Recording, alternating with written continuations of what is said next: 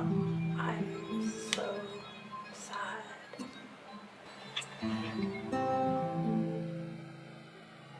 Tell me what happened.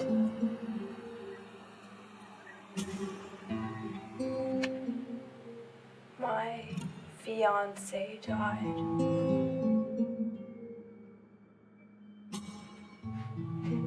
How did it happen? It was an accident. Meat grinder. He defecated his pants when he died. Yeah, he did? He was turned into burgers? Not only burgers, chicken burgers. With salmonella and cheese? Yeah.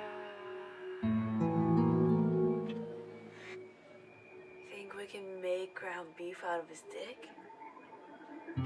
Well, yeah, I mean, he had a 12-inch dick. And just yesterday, I made a 6-inch sub. And I think there's quite a bit of meat left, so